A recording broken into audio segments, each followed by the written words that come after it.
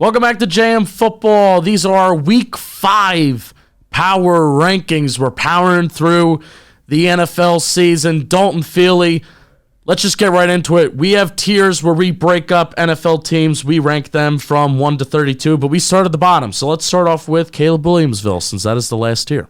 Oh, here we go. Caleb Williamsville. Number 32, the Chicago Bears. Number 31, the Carolina Panthers. Number 30, the Denver Broncos. And number 29, the Arizona Cardinals. This is going to be one of the first weeks where we really don't have much to say about like the bottom tier. The Bears and the Broncos played in the game that you expected them to play in, Right. Where both teams tried to lose the game at multiple times. Denver comes back from a 28-3 deficit late in the third. Listen, the offense is operating somewhat well for Denver, but their defense is so bad and the team is just still really, really bad. So let's get off to the thank you next tier where there's some teams that we want to talk about. Shout out Ariana Grande. Number 28, Justin Penik's New York Giants. Number 27, the Las Vegas Raiders. Number 26, the New England Patriots. Number 25, the Pittsburgh Steelers. Number 24, the Washington Commanders. And number 23, the other New York team, the New York Jets. Justin, Monday Night Football just happened. You were there, L16. What in the world happened? Yeah, tailgate's the best part of that. Shout out L16. The Giants are the big fallers of the week, and as they should be. Like, if you were to really put a gun to my head, I think the Patriots' offense is worse. I think the Steelers' offense is worse. I mean, I do think there are worse offenses in the National Football League right now, but if you look on an EPA per play basis and you look at, just overall efficiency, the Giants' offense is the worst in the NFL right now, and it's largely because they're turning over the ball.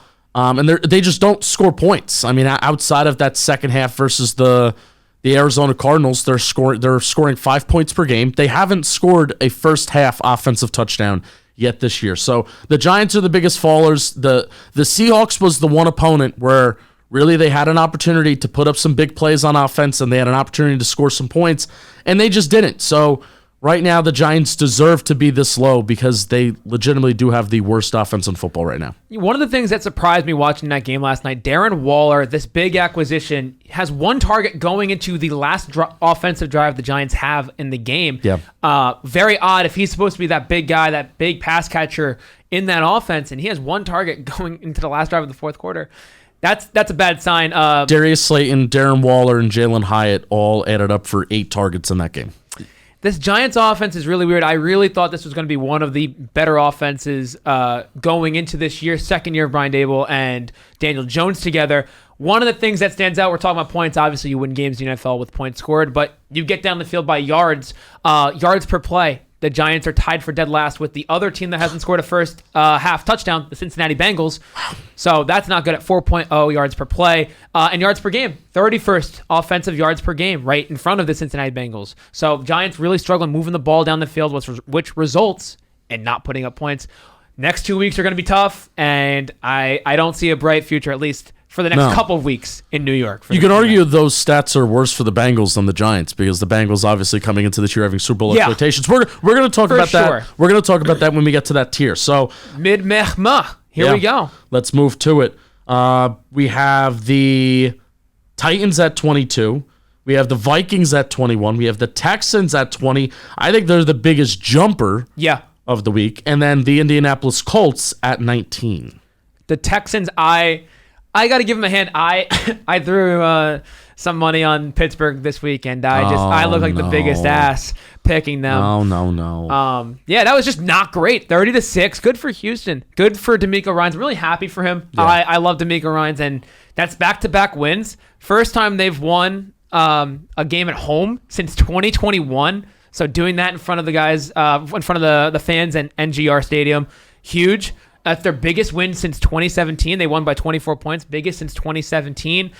Nico Collins has a day. He sets his season career high with 168 yards. Stroud becomes the first rookie to throw for over 150 passes in his career without throwing a pick.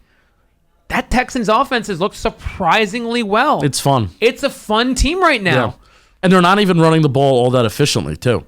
Like it's coming from C.J. Stroud and his arm, and obviously Dameon Pierce. You could say, well, he packs a punch and he's gonna set the tone of a game. And even everything worked well for the Texans this past week. Even when they ran the ball on early downs, it was working. Throwing the ball was a little bit more efficient for them. But I mean, the Texans are a fun team, and they're our biggest jumper for a reason, because we're getting to a point in the year where maybe we need to stop being a little stubborn. Like, maybe we're being a little stubborn with some of these teams that we have a little higher on our power rankings. Sure.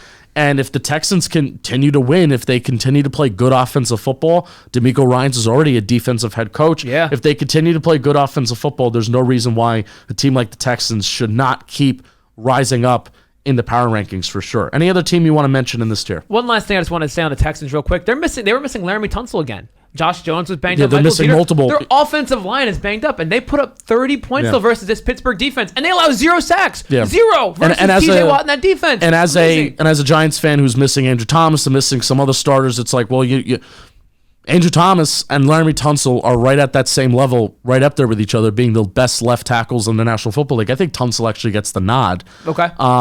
And seeing like what the Texans are doing, a team that was supposed to be bad, seeing what they're doing without their offensive line, it sucks. But it's also credit to them that they're doing it. Yeah. All right, let's go to the playoffs. Why not tier? We have the Falcons at 18, the Saints at 17, the Packers at 16, the Bucks at 15, the Browns at 14, Rams 13, Bengals at 12. I think I want to get to the Bengals first. I know they're highest. What is the plan? What is the future of the 2023 Bengals? It just feels like there has to be a point where they have to shut down Joe Burrow. It's been really weird watching that offense. They're not moving the ball. Versus Tennessee this week, they score 3 points on their first drive. They take a 3-0 lead. Then they put up a goose egg the rest of the game. They don't score another point against that Tennessee defense, which granted, great defense. But you're the Cincinnati Bengals offense. You have been very good over the last couple of years. Joe Burrow throws under 200 yards for the second time this season. He only did that once in 2022. So right away, we're seeing an impact on this passing game where they're not moving the ball down the field with throwing the ball. Joe Mixon's still looking serviceable. He had like 73 yards rushing the ball. But the Bengals offense isn't going to live through Joe Mixon. It's right. You're dictated by the quarterback. And right now, they've really struggled. And it showed. Tannehill had a bounce-back game. I was expecting a little bit more from that Bengals defense, too. I mean, you hold the Rams to 16 on Monday night last week. Then you give up 27 against the Tennessee Titans, whose offense had historically worst performance ever last week versus the Cleveland Browns.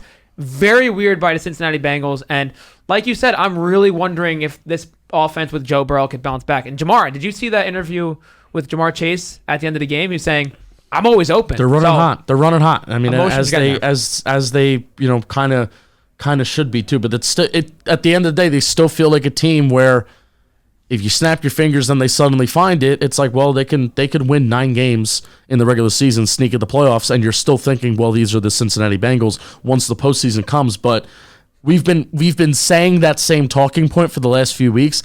When is it going to be time that we retire that talking point and just be like, this Bengals offense just isn't going anywhere right now? And I don't know. Like, we've seen the floor. This is the floor, right? And I hope this is the floor. This is the same conversation I've had with like guys like Deshaun Watson and how much better Justin Fields.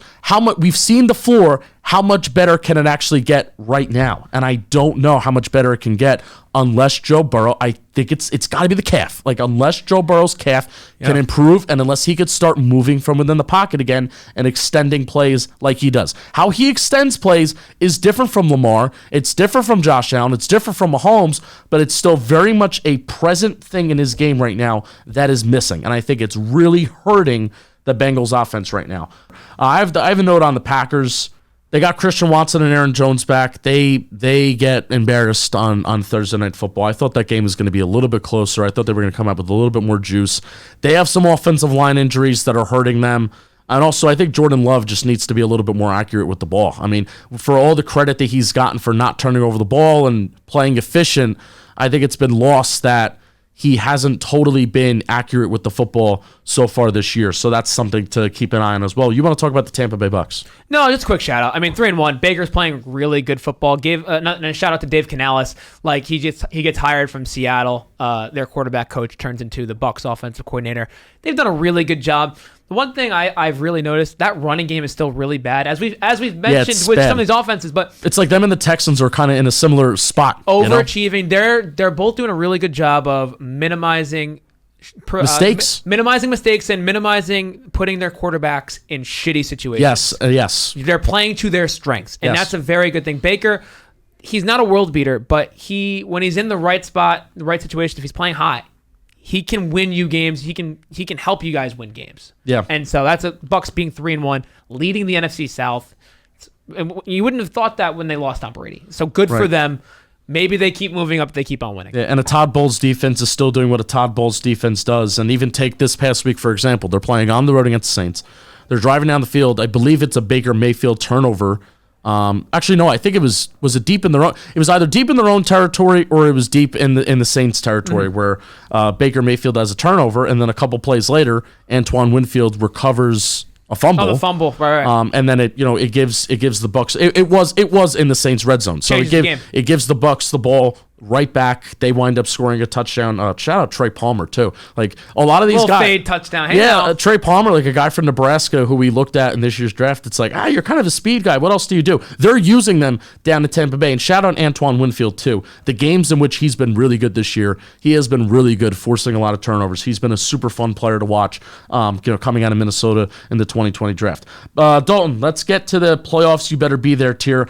I don't know if you have a lot of thoughts on some of these teams. I know you want to talk about one. Yep. 11 Chargers, Jaguars 10, Lions 9, Seahawks 8, Ravens 7. I think all these teams took care of business this past week. Chargers won, Jaguars won, Lions won, Seahawks and Ravens. Yep, all won. Good call, Penik. Just want to mention the Ravens real quick. They're playing Browns without Deshaun Watson. They're playing Dorian Thompson, DTR. Dorian Thompson Robinson. There you go. Sorry for the pronunciation. The Ravens looked really good. The Browns were coming into that game number one defense in basically any category you looked at, and they put up 28 points, which is very an impressive performance. Ravens are missing a lot of starters on both sides of the ball too. They take care of business. Lamar, he's ran for 4 touchdowns the last 2 games, and when I was watching that game, they're using him, like the run game is really on him, especially in the red zone. Like Gus Edwards is still pretty good. Hill had 33 yards on 3 carries.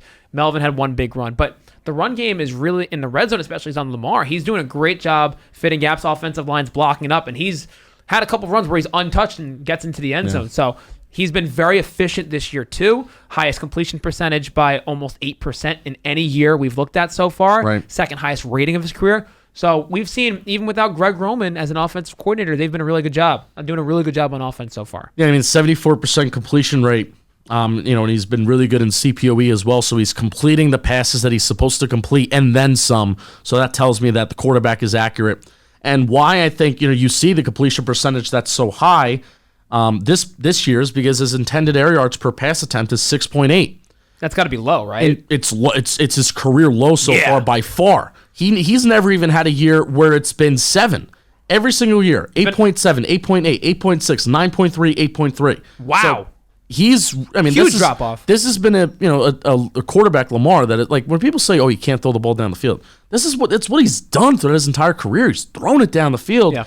He's in an offense this year that's going to ask him to operate more like a conventional quarterback, and we are seeing that with I guess, do they run a West Coast system? But it reminds me of like the West Coast, the stereotypical West Coast system of get the ball, drop back, plant your foot, get the ball out, and that's what he's doing this year. He's operating it well. That's a Ravens offense they've suffered a lot of injuries themselves. Lamar's keeping them afloat. If you're going to be running the ball all this much, especially on design runs, please stay healthy, because I feel get out of bounds. I feel like it's the QB designed runs that get QBs in trouble, not the QB scrambles that get QBs in trouble. Yes, 100%. Just know to get down, know to get out of bounds if you're able to, please. Lombardi land, final tier. We have the Cowboys at 6, the Chiefs at 5, the Dolphins suffering their first loss at 4, the Bills at 3, and then I think we're at the point of the year we're around the 25% mark. It's very annoying now that there's 17 games. You can't say that week 4 is 25% of the way through.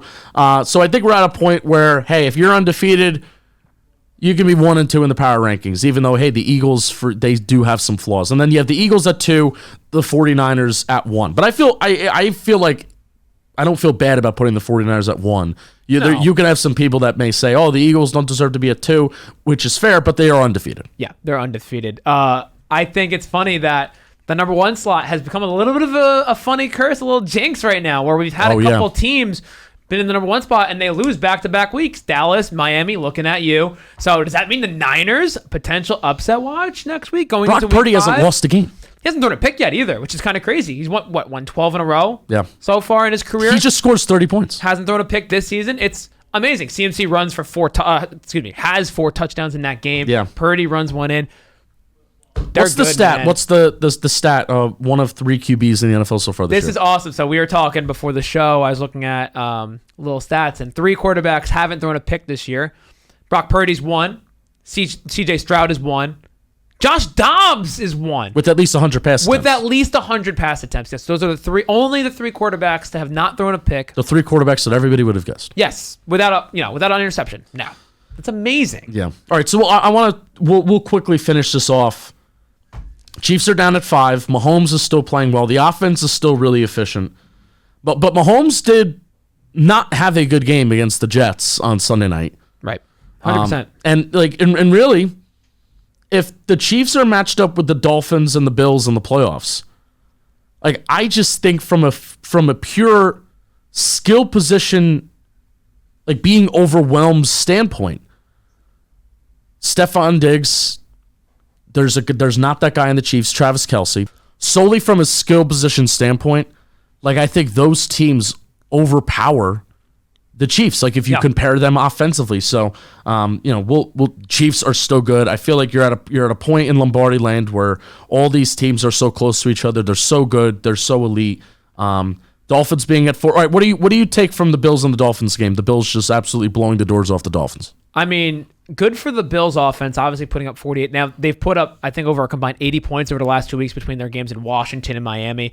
But that defense doing a great job holding Miami. They give up 2 scores to Miami on their first 2 drives, and then they hold them to only 6 points after that. So that's a great job by that Buffalo defense to adapt and figure out their game plan post the 2 touchdowns allowed. It's like, listen, all right, we got to hold them here. We can't let any more points. We know how explosive this Miami offense has been. They put up 70 versus the Broncos the previous week. They put up 50 points less versus Buffalo. So it's a great job by the Bills. What about you? No, I mean, Bills defense, even without Leslie Frazier, is like really taking it to teams. And I was worried about the Bills simply from like, are you drafting well? Like, are you developing an offensive line? Like, I was worried about this Bills team being like, if you're gonna take the game out of Josh Allen's hands a little bit, which they've talked about, they don't want to be so Josh Allen reliant. They want to be a little bit more on the run game, and they don't want to have Josh Allen have so many turnovers and things like that and be so aggressive. Well, it's like, is the rest of your team going to be able to catch up? And the answer so far this year is yes. And Josh Allen, he is still doing Josh Allen things. He's still being great. Stephon Diggs is still being great. All that drama over the summer seems to go away, which is great for them. And I will say, Buffalo, they've won their 8th straight versus Miami in Buffalo. So that's very impressive. Like when they're playing in Buffalo Orchard Park, they're beating Miami right now. And it sucks that Trey White got hurt, with that Achilles injury. That's a huge blow to that defense too. They've done great. Hopefully that he recovers, healthy 100%. But I just want to say, Rousseau has 2 sacks. They have 4 as a team. Miami had allowed 1 going into that game. When is Von Miller coming back? He's been practicing, so I'm gonna say in the next few weeks, like it should be like mid-season, maybe even a little bit earlier than that. If he's right, that puts him on a different trajectory. Yeah, I mean, recording 4 sacks versus a team that's only allowed 1 through their first 3 weeks. Yep. That's great. And Rousseau is developing. That Bills defensive line is a really dominant group. Yep. Eagles continue to do what they do. I think they're going to continue to figure it out. 49ers, I think it's just clear right now, not just because they're undefeated. I think it's clear that they just have the best team in the NFL. They're the most balanced. And shout out to Brock Purdy, too, where I think a lot of people over the offseason, because of the injury, Trey Lance and his draft position, and also even bringing on Sam Darnold, who had a strong finish to the 2022 season.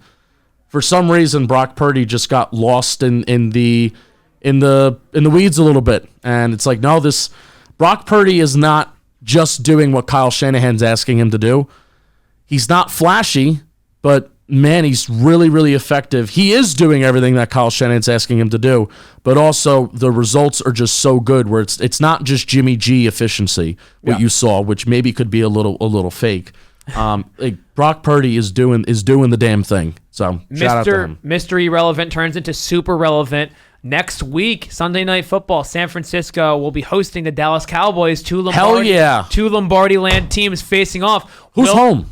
San Fran. They're home. Will it be the Penik Feely curse where the number one team in our power rankings falls? Or will San Fran hold true and beat a great Dallas team? Oh, I'm really excited for that. That's going to be a fun one. I'm really excited for that. All right, so we'll see you next week. Thanks for watching. Leave a like, comment, subscribe. Let us know if you agree with us, if you disagree with us. Some of our dumb takes, some of our best takes. How about that? Even compliment us. I'm asking for compliments.